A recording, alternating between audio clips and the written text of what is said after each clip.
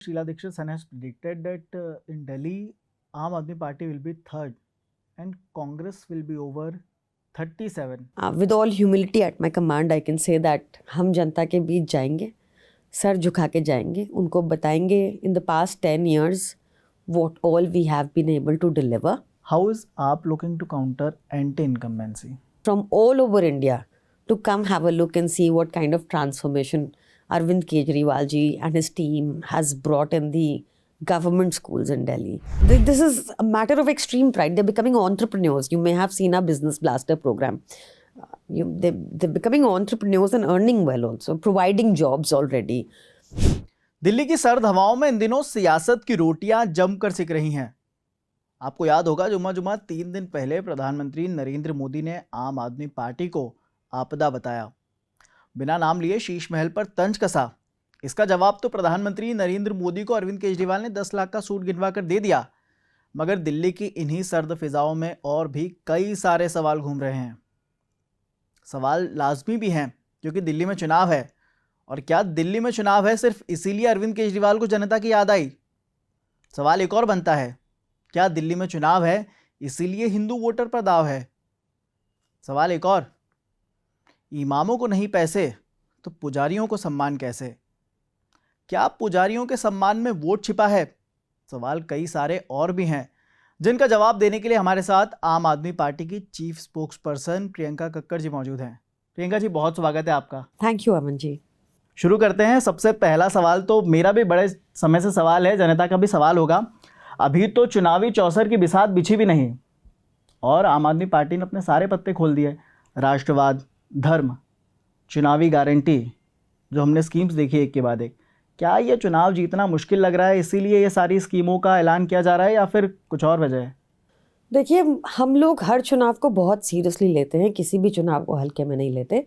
और हमारे पास दिखाने को हमारे पिछले 10 साल के अनेकों काम हैं। हर चुनावी पार्टी, कोई भी पॉलिटिकल पार्टी होती है, वो हर चुनाव से पहले मैनिफेस्टो रिलीज़ करती है। बस फ़र्क इतना है कि हम गारंटी देते हैं। तो हमने अपनी गारंटियाँ दी हैं। हमने ऑटो वाले भाइयों के लिए गारंटी दी, हमने टैक्सी वाले भाइयों के लिए गारंटी दी, हमने महिलाओं के लिए गारंटी दी, हमने पुजारियों और ग्रंथियों के लिए गारंटी दी। इसमें भाजपा को मिर्ची क्यों लग रही है? उनको इसलिए लग रही है क्योंकि उनके पास ना तोड़ नहीं है। काम किया होता तो उनको इतनी गालियाँ यूज़ करने की ज़रूरत नहीं पड़ती जो आजकल भाजपा का निचली स्तर की राजनीति शुरू हो गई है। जब उनके पास कुछ कहने को नहीं आता तो वो गाली गलौज पे आ जाते हैं। कल ही हमारी सीएम को गाली निकाली उन्होंने, उससे पहले अरविंद केजरीवाल जी को लगातार गालियाँ निकाल रहे हैं। तो हमने इनसे इतना ही पूछना है कि तुम्हारे पास तो भाई 20 राज्य हैं, चलो हमारे पास 2 हैं। और अगर हम फ्री बिजली दे सकते हैं, हम देश की सबसे सस्ती बिजली दे सकते हैं, हम 24 घंटा बिजली दे सकते हैं, तो तुम 2025 में अपने 20 राज्यों में ऐसा क्यों नहीं कर सकते? इतनी सारी जन कल्याण सुविधाएं देने के बाद भी हमने एक मुनाफे का बजट पेश किया year on year. That is only because we are an honest government. हम लोग जनता के टैक्स का पैसा अपनी जेबों में नहीं भरते भाजपाइयों की तरह। मगर सवाल तो उठना लाजमी है क्योंकि हमने देखा कि महिला सम्मान योजना जो ऐलान किया गया वो स्कीम है जिसके तहत आजकल चुनाव जीतना ट्रेंड में बना हुआ है। आपने भी स्कीम का ऐलान किया, 2100 रुपये देने का वादा किया, मगर जो कैबिनेट से नोट पास हुआ है वो तो 1000 रुपये का नोट पास हुआ है। फिर 2100 रुपये के फॉर्म क्यों भरवाए जा रहे हैं? क्या धोखा नहीं है जनता के साथ? नहीं, we reassess the scheme and that budgetary provision is enough for 2100 also. तो अरविंद केजरीवाल जी ने बताया भी था कि उनके पास बहुत सारी दिल्ली की माताएं बहनें आई और उन्होंने कहा कि 1000 रुपये में क्या होगा, इसको थोड़ा बढ़ा दीजिए।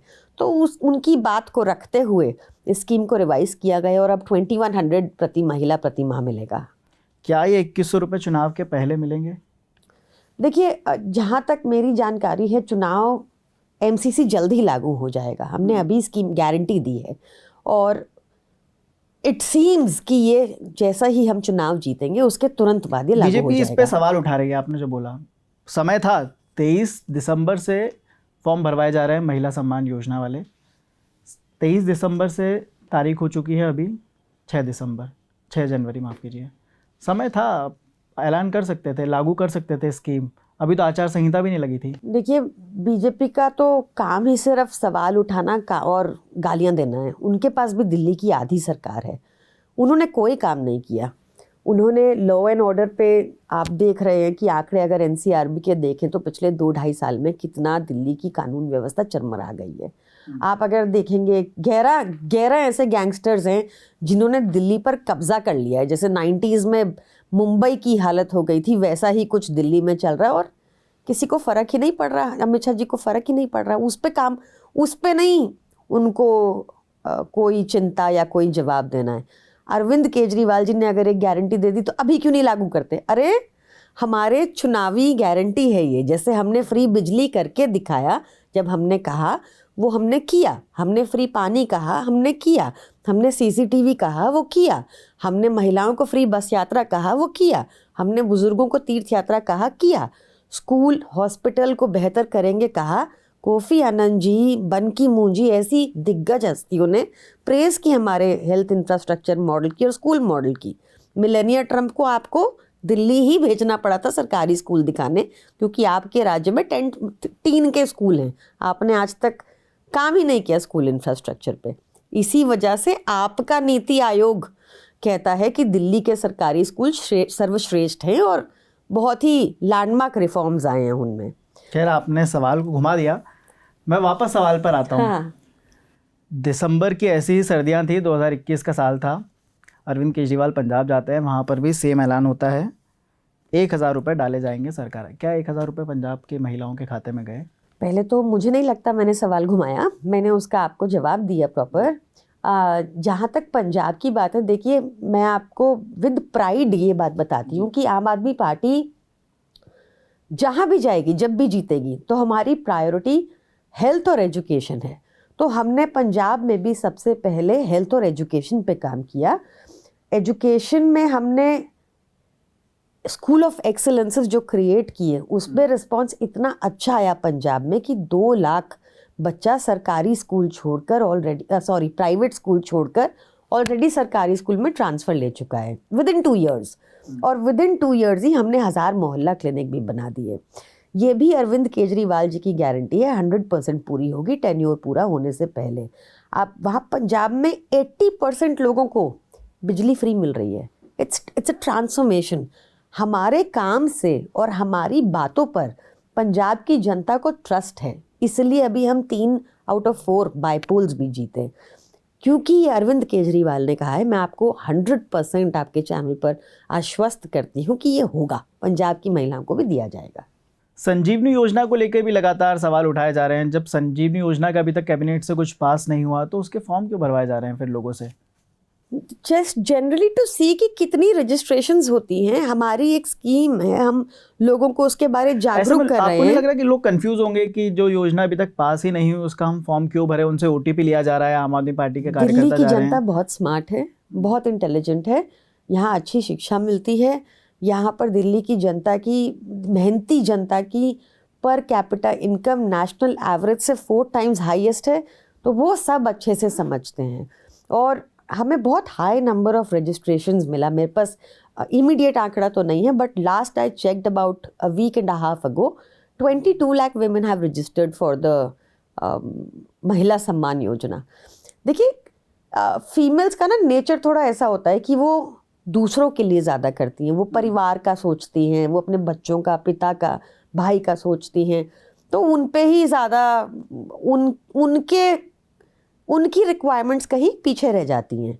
तो अरविंद केजरीवाल जी ने यही बात सोची कि मेरी बहनों को अगर हाथ में पैसा जाएगा तो वो अपने लिए कुछ ले लेंगी, अपने लिए एक साड़ी ले लेंगी, शायद वो कॉलेज चली जाएंगी तो कॉलेज की पॉकेट मनी हो जाएगी। तो इस तरीके से उन्होंने ऐसे ये निकाली और high number of registration shows कि अरविंद केजरीवाल जी की बातों पर जनता को पूरा भरोसा है। आपको क्या लगता है ये सही है? क्योंकि जनता से फॉर्म भरवाने के लिए आम आदमी पार्टी के कार्यकर्ता जा रहे हैं, उनकी निजता का हनन नहीं है ये? एलजी ने भी क्योंकि इस पर जांच के आदेश दिए हैं। हम जो कुछ भी करेंगे एलजी जांच के आदेश दे देते हैं, हम छीकेंगे भी तो वो एलजी जांच के आदेश दे देंगे, वो कोई बड़ी बात नहीं है। उनको इसलिए बिठाया गया है दिल्ली में। अब मुझे लगता है कि आपने अगर वो फॉर्म देखे होंगे तो उसमें ऐसा कोई भी क्वेश्चन नहीं है कि आपकी प्राइवेसी उसमें वायलेट होती है। ये एक भाजपा का नैरेटिव है, इसमें ना आए। और सिर्फ भाजपा के लोगों ने या दूसरी पार्टी के लोगों ने इस पर क्वेश्चंस उठाए हैं, किसी आम महिला ने नहीं उठाए। जांच हो जाने दीजिए, जांच में तो क्या है बोले फिर? जांच में क्या है, 2014 से हो रही है इनके अगर ये सही जगह जांच कर लेते तो शायद अब तक नितिन संदेशरा को देश वापस ले आते, शायद अब तक ललित मोदी, विजय माल्या, जो लोग सब पैसे खाकर भाग गए देश छोड़कर, उन सबको वापस ले आते, शायद वो पैसा आज वापस भारतीयों के पास होता, शायद 16 लाख करोड़ माफ़ नहीं करने पड़ते, शायद महंगाई और कम हो जाती। कांग्रेस पर आते हैं। आपने 2100 रुपये का ऐलान किया, कांग्रेस ने 2500 रुपये का ऐलान किया। क्या ऐसा नहीं लगता कि जनता को बिल्कुल कंफ्यूज किया जा रहा है कि आप 2100 देंगे तो कांग्रेस 2500 देगी? लॉन्ग टर्म इकोनॉमी के लिए कितनी सही है ये सारी स्कीम्स? देखिए, मुझे लगता है कि जनता के टैक्स के पैसे पर पहला हक जनता का ही होना चाहिए।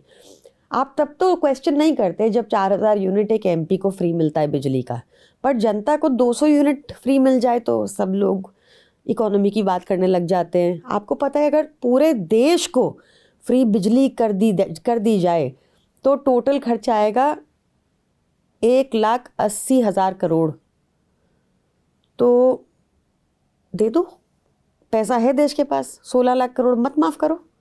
ये पॉसिबल है, ये मॉडल, नियत हो तो, नियत नहीं है।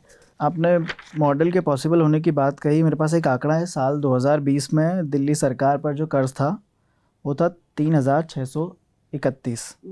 साल 2025 में ये हो गया 15,831 करोड़, 881 करोड़ माफ़ कीजिए। 5 साल में 12,250 करोड़ से ज़्यादा बढ़ा। ऐसे में क्या लग रहा है, ये सारी स्कीम्स और ज़्यादा सरकार को कर्जा और ज़्यादा नहीं बढ़ाएगी? नहीं, हमारा रेवेन्यू सरप्लस बजट है, आपको ये आंकड़े चेक करवाने पड़ेंगे। मुझे लगता है कि देखिए, और कर्ज लेना कोई पाप नहीं होता। मैं ये नहीं कह रही कि I am not against taking loans, although we are in revenue surplus. 7 lakh crore के कर्ज में है महाराष्ट्र, 4 लाख करोड़ के कर्ज में है मध्य प्रदेश, लगभग 3 लाख समथिंग करोड़ के कर्ज में है गुजरात। इनसे कोई सवाल नहीं पूछे जाते, ये कहीं फ्री बिजली नहीं दे रहे। बट जैसे दिल्ली की बात आती है तो सडनली सबको लगता है अरे कर्जे में डूब जाएगा। और जबकि दिल्ली वाले तो बहुत ज़्यादा योगदान करते हैं देश की डेवलपमेंट में, तो दिल्ली वालों को ये सुविधा क्यों नहीं मिलनी चाहिए? एक और सवाल पर आते हैं। दिल्ली की बात हो रही है। दिल्ली में अरविंद केजरीवाल ने 24 घंटे मुफ्त पानी का वादा किया है, 24 घंटे पानी आएगा। प्रैक्टिकली अगर हम सोचें तो करीब 1400 MGD से ज़्यादा पानी की ज़रूरत है दिल्ली में। फ़िलहाल दिल्ली सरकार देती है 950 MGD पानी। ऐसे में 24 घंटे कैसे पानी आएगा, क्योंकि दिल्ली के पास खुद का वाटर रिसोर्स तो कुछ है नहीं। तो हमने इस पर बहुत डिटेल्ड स्टडी करवाई है और उसमें नतीजे ये निकले हैं कि ईस्ट यमुना में हम लोग ट्यूबवेल्स से पानी एक्सट्रैक्ट करेंगे और ऐसा पाया गया कि ईस्ट दिल्ली में से ट्यूबवेल्स डिग करके वहाँ से 200 MGD का प्रावधान हो सकता है। फिर हमने दूसरी जगह स्टडी कराई तो साउथ दिल्ली और वेस्ट दिल्ली में 100 MGD निकल सकता है, क्योंकि वहाँ पर नीचे वो पूरा I am forgetting this an English word for it, but पानी के तालाब, aquifer I think it is called, वो पानी के तालाब नीचे हैं और बहुत पानी वहाँ से 100 MGD साउथ से और 100 MGD वेस्ट से निकल सकता है। और साथ ही जो यमुना के बैंक्स हैं वहाँ से 100 MGD के प्रावधान पे ऑलरेडी हम वर्क कर चुके हैं। अभी जो पानी है वो अकॉर्डिंग टू एन अग्रीमेंट मिलता है जिसमें दिल्ली को उसका 1000 MGD मिलना होता है, पर गंदी राजनीति के तहत बहुत बार उसको कम कर दिया जाता है, बहुत बार एक्स्ट्रा बहा दिया जाता है, ऐसा चलते रहता है। बट इसको कंट्रोल करने के लिए दिल्ली अपने रिसोर्सेज से ही अब से ये एक पूरा प्लान तैयार हो चुका है। ये अरविंद केजरीवाल जी का नेक्स्ट एम्बिशियस प्रोजेक्ट है जिस पे ऑलरेडी काम चल रहा है। हम ऑलरेडी बहुत जगह हमने लेक्स रिवाइव की हैं, वहाँ से भी थोड़ा प्रोविज़न किया है। राजेंद्र नगर के एक इलाके में हाल ही में हमने ये करके भी दिखाया, जो हमारा पायलट प्रोजेक्ट था, जहाँ 24 घंटा पानी अभी आ रहा है और आरओ की भी ज़रूरत नहीं पड़ेगी। मतलब ये पानी एक्सट्रैक्ट करके इसको पूरा वहीं पे डीएमोनाइज किया जाएगा, उसकी प्लांट हैं, और उसके बाद उसको प्योरीफाई किया जाएगा ताकि आपको आरओ की भी ज़रूरत ना पड़े, डायरेक्ट टैप से आपको मीठा पानी पीने को मिलेगा। ये हमारा नेक्स्ट एम्बिशियस प्रोजेक्ट है, ये भी हमने गारंटी दी है। तो आप कह रहे हो अभी से क्यों नहीं, क्योंकि ये प्रोजेक्ट है, प्रोजेक्ट है, मान हाँ। लिया प्रोजेक्ट है जी। एक इंटरनेशनल रिपोर्ट है, उसके मुताबिक दिल्ली की ज़मीन के नीचे का पानी रोज़ाना 0.05 सेंटीमीटर नीचे जा रहा है। 2050 तक ये डे ज़ीरो की स्थिति में आ जाएगा, यानी कि घरों के नल से, टोटियों से पानी आना बंद हो जाएगा। ऐसे में आपको नहीं लगता कि सरकार को लॉन्ग टर्म कुछ सोचना चाहिए, बजाय इसके कि मुफ्त में पानी दिया जाए? देखिए, पानी हम लोग मानते हैं पानी एक सेवा है। हम लोग पानी से रेवेन्यू जनरेट नहीं करना चाहते और हम करेंगे भी नहीं। इसी वजह से हम 20,000 लीटर पानी सबको हर महीना मुफ्त देते हैं। और हमारा मतलब आपके घर में सोचिए कोई आए, आप पानी के पैसे लेने लग जाएं, तो सरकार का काम है आपकी लाइफ इजी करना। सरकार का काम है कि आपको शिक्षा मुफ्त मिले, आपको इलाज मुफ्त मिले, आपको पानी मुफ्त मिले, आपको आपकी जो मूलभूत सुविधाएं हैं, बिजली मुफ्त मिले, ताकि आप इन सब चीज़ों से उठकर आप एक प्रोडक्टिव तरीके से और सोच पाएँ। That is how we want more productive people in the country and that is our plan, this is our ambitious plan. शिक्षा, मूलभूत सुविधाएं कंप्लीट। हम नहीं चाहते कि किसी को बस 5 किलो राशन पर मोहताज रखें और वो उसी में उलझा रहे। 2015 में भी ऐसा ही वादा किया गया था, 2020 में भी ऐसा ही वादा हुआ था। ऐसे में इस बार ये वादा पूरा होगा, जनता कैसे भरोसा करे? बीजेपी तो यहाँ तक सवाल उठा रही है कि वादा तो 20 कॉलेज बनाने का भी था, वो भी नहीं बने। नहीं, ऐसा नहीं, उनकी बातों में ना आए। हमने 3 यूनिवर्सिटी, 6 यूनिवर्सिटी कैंपसेस और 11 वोकेशनल कॉलेजेस बनाए हैं दिल्ली में। साथ में पिछले 75 सालों में दिल्ली में सिर्फ 22,000 क्लासरूम थे, हमने वो 25,000 क्लासरूम और ऐड कर दिए 10 सालों में। साथ ही हमने बहुत सारे स्कूल्स को अपग्रेड भी किया है, जिसमें आप स्मार्ट स्कूल्स एंड वो सब कुछ है। बीजेपी की स्मार्ट सिटीज़ आपको नहीं दिखेंगी, बट आप हमारे स्कूल जाकर देखिए कि कितना स्मार्ट हो गया हमारा स्कूल, तो आपको पता चलेगा। देखिए, Arvind Kejriwal ji is a statesman. मुझे नहीं लगता कोई भी नेता सामने आके कहेगा कि भाई मेरे ये 3 वादे अधूरे रह गए। They will give you a lot of fluff. They will give you a lot of जुमलाज और नए शगुफे, ताकि आप वो पुरानी बात भूल जाएं। सब भूल गए स्मार्ट सिटी के बारे में। बजटरी एलोकेशन हुआ था, उसमें 100 करोड़ हर स्मार्ट सिटी के लिए दिया गया। कहाँ गया वो पैसा, किसकी जेब में गया, सब भूल गए। तो अरविंद केजरीवाल जी सामने से आके कहे कि मेरे ये 3 वादे रह गए, मैं ये करूँगा। उनको याद दिलाने की भी क्या ज़रूरत थी कि ये रह गए। मतलब बोल देते और जुमले जैसे बाकी लोग बोलते हैं।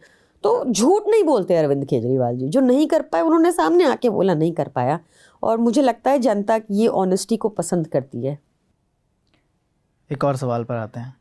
फर्जी वोटर का मामला ज़रा इन दोनों उलझा हुआ है, जनता कंफ्यूज है कि बुनियादी जो मुद्दे हैं उनसे हटकर ये कैसा मुद्दा है दिल्ली की राजनीति में आजकल के फर्जी वोटर उठाए जा रहे हैं। देखिए, भाजपा ना बहुत ही नेगेटिव पॉलिटिक्स करती है। मतलब अगर वो अपनी इंटेलिजेंस को पॉजिटिवली यूज़ करे तो बहुत कुछ हो सकता है, क्योंकि उनके पास इतनी पावर है, इतना पैसा है। पर वो अपनी इंटेलिजेंस को हमेशा नेगेटिवली यूज़ करते हैं। कैसे कामों में विलम्ब किया जाए, कैसे बदनाम किया जाए, कैसे कीचड़ फेंका जाए। ऐसे ही उन्होंने 2 अनैतिक तरीके इस बार दिल्ली के चुनाव में जो अब तक सामने आ रहे हैं। पहला, परवेश वर्मा खुलेआम काला धन बांट रहे हैं। इसकी हमने शिकायत की, भाई तुम्हारे घर में कितना कैश पड़ा है कि तुम लोगों को 1100 बांट रहे हो। उन बहनों ने आके बोल दिया कि भाई हम तो वोट देंगे अरविंद केजरीवाल जी को पैसे लेने के बाद परवेश वर्मा से। पर ये तो सीधे तौर पे इलीगल है ना, अनैतिक भी नहीं है। आप पैसे बांट के सीधा सीधा कह रहे हो कि वोट हमें दो। एक ये। दूसरा, उन्होंने एक तरीका जो अपनाया है और जो शायद ईवीएम से भी बड़ा मुद्दा है, कि वो जेन्युइन वोटर्स के नाम कटवा देते हैं। नई दिल्ली विधानसभा में फॉर एग्जाम्पल 1 लाख वोट हैं टोटल। वहाँ पे समरी रिवीजन प्रोसेस जो 29 नवंबर को बंद हो गया था, जिसके तहत इलेक्शन कमीशन के अधिकारी ग्राउंड लेवल पर जाकर खुद वेरीफाई किए कि यहाँ पर अमन रहता है, यहाँ पर प्रियंका रहती है, और उन्होंने वो चले गए चेक करके। उसके बाद समरी रिवीजन प्रोसेस क्लोज होने के बाद भारी संख्या में रोज़ हज़ार एप्लीकेशन नाम ऐड करने की और नाम डिलीट करने की आ रही हैं। नई दिल्ली विधानसभा में ही 5,500 लगभग एप्लीकेशंस नाम डिलीट करने की आ गई समरी रिवीजन प्रोसेस क्लोज होने के बाद, और करीब 10,000 plus, little approximately around 10,000 plus applications नाम एडिशन की आ गई। इतना बड़ा नंबर जब वेरिफिकेशन क्लोज हो चुकी है। अब सामने आ रहा है कि जिन ऑब्जेक्टर्स ने, जिन लोगों ने ये एप्लीकेशन डाली कि भाई इसका नाम डिलीट कर दो और इसका नाम ऐड कर दो, उनको पता ही नहीं उनके नाम से एप्लीकेशन डली है, उनको पता ही नहीं है। शहादरा में 11,018 एप्लीकेशंस इनका एक भाजपा नेता विशाल भारद्वाज डाल देता है नेम डिलीशन की। ये अलाउड ही नहीं है, इलीगल है। तो इस पर कार्रवाई होनी चाहिए। अनीता सिंह जी का इतना प्राइम एग्जाम्पल है, जो माननीय सांसद संजय सिंह जी की धर्मपत्नी हैं। उनके नाम से किन्हीं 2 लोगों ने एप्लीकेशंस डाल दी कि ये यहाँ रहती नहीं, बताओ। उसको भाजपा ही आ गए डिफेंड करने, अमित मालवीय आ गए डिफेंड करने कि नहीं अनीता सिंह जी झूठ बोल रही हैं। अरे, और पता चल रहा है कि अब इंक्वायरी FIR करने के आदेश दे दिए इलेक्शन कमीशन ने उन 2 लोगों पर जिन्होंने नाम काटने की एप्लीकेशन डाली। अब पता चल रहा है नई दिल्ली विधानसभा में जिन लोगों के नाम से, एक व्यक्ति के नाम से 82 एप्लीकेशन डली हुई थी नाम काटने की, वो कह रहा है कि मैंने डाली नहीं। तो हो सकता है जो नाम कट रहे हो वो बीजेपी के वोटर हों, कांग्रेस के वोटर हों, कोई दूसरी पार्टी के वोटर हों।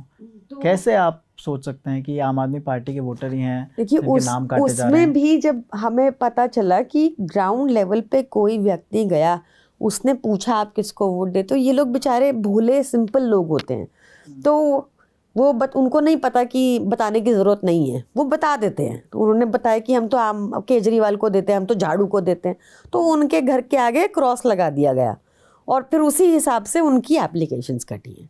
ऐसा हुआ है, ऐसा खेल चल रहा है। आपने इतना बड़ा दावा किया, आपके पास सबूत भी होंगे मुझे लगता है। क्या आप कोर्ट में जाएंगे ये मामला उठाने के लिए? देखिए, मुझे लगता है कि इलेक्शन कमीशन के स्तर पर ही ये ठीक होना चाहिए। ये कोर्ट का काम नहीं है कि वो ग्राउंड लेवल जाके वेरिफिकेशन करें। तो कोर्ट के पास जाएंगे भी होपफुली ज़रूरत नहीं पड़े जाने की, और इलेक्शन कमीशन इसका संज्ञान ले लेगा, और इलेक्शन कमीशन के ही ऑफिसर्स हैं जो ग्राउंड पे जाते हैं। कोर्ट भी यही आदेश ही पारित कर सकते हैं ना कि, तो आई थिंक खुद तो जा नहीं सकते ग्राउंड पे, तो आई थिंक इलेक्शन कमीशन को सीरियसली लेना चाहिए इस बात को। ये बहुत मैसिव स्केल पे एडिशन डिलीशन जो एप्लीकेशंस आ रही हैं एक फ्री एंड फेयर इलेक्शन के लिए, और जो ये षड्यंत्र बीजेपी करती है, आई थिंक बहुत ज़रूरी है इलेक्शन कमीशन को भी अपनी निष्पक्षता दिखाने के लिए कि वो ये काम करेंगे, इस पर इसका संज्ञान लेंगे और इसको स्टॉप करेंगे। Priyanka ji, in a recent interview with us, Sheila Dikshit Sen has predicted that in Delhi, Aam Aadmi Party will be third and Congress will be over 37. Do you want to give any message to Sandeep Dikshit? With all the humility at my command, I can only say that they will be at the same seats they are currently at. उनका जो result पिछले 3 चुनाव में रहा है वो repeat करेंगे। With all humility at my command I can say that हम जनता के बीच जाएंगे, सर झुका के जाएंगे, उनको बताएंगे in the past 10 years what all we have been able to deliver and what is our vision for Delhi for the future. How is AAP looking to counter anti-incumbency? I would think we're facing pro-incumbency, and it is because of the work we have done. I am very proud when I go visit a Sarkari school in Delhi, for example. I urge everyone from all over India to come have a look and see what kind of transformation Arvind Kejriwal ji and his team has brought in the government schools in Delhi. It is a matter of great pride that people today, ये कौन जाता है सरकारी school? आपके घर में काम कर रहे हैं उनके बच्चे, आपके घर गाड़ी चला रहे हैं उनके बच्चे, and they are becoming doctors today. They are becoming lawyers today. They are clearing IAS, they are clearing NEET. This is a matter of extreme pride. They're becoming entrepreneurs. You may have seen our Business Blaster program. They're becoming entrepreneurs and earning well also, providing jobs already. So I think people of Delhi, for them also education has always been a high priority. So that matters a lot. I think people of Delhi really like the fact that we have made life easier for the lower class and the middle class. You don't have to pay, the women don't have to pay for their bus travel, you know, it's the elderly don't have to pay for the pilgrimage. Imagine a son who's struggling, for example, and gets a basic salary and cannot make his parents travel with, you know, cannot take them out on a holiday. Arvind Kejriwal ji is doing that. So that son and that family also likes him.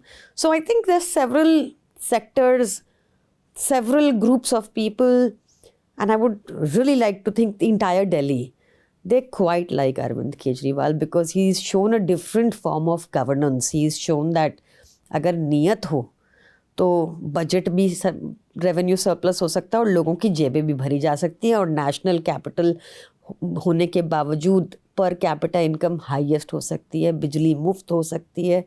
उन्होंने ये model present किया है जिस model को मुझे लगता है पूरी इंडिया को अडॉप्ट करना चाहिए. जो दावा है कि इमामों को 17 महीने से वेतन नहीं मिल रहा है, इमाम मोर्चा खोले हुए हैं, धरना प्रदर्शन चल रहा है.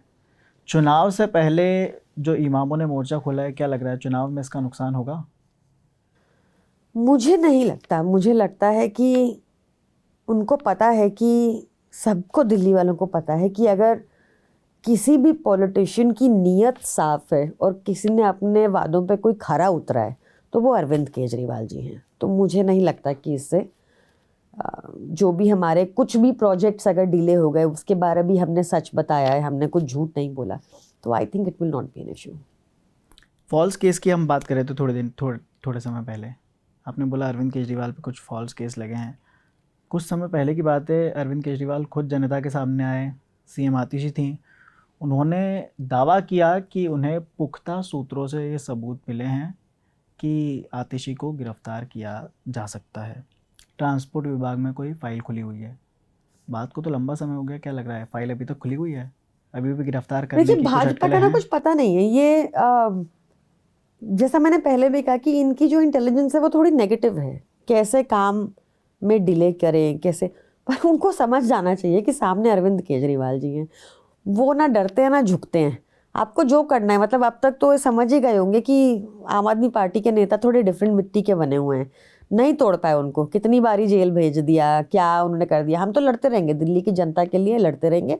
और जनता के काम कराने के लिए अरविंद केजरीवाल जी बहुत कहते भी हैं कि उनको कोई दिक्कत नहीं है. वो ना झुक भी जाएंगे, पैर भी पड़ लेंगे, धरना भी दे देंगे. Whatever method is required to make sure कि दिल्ली की जनता के काम हो, वो कर लेंगे. यानी कि कुल मिलाकर चुनावी चौसर का खेल चल रहा है दिल्ली में. बड़ी सूझबूझ से चालें चली जा रही हैं. अब इसका नतीजा क्या होगा ये तो जनता ही बताएगी आने वाले समय में. फिलहाल प्रियंका जी ने सभी सवालों के बड़े ही बेबाकी से जवाब दिए. Thanks a lot. Thank you so much. My pleasure Aman. Thank you very much for having me. Thank you.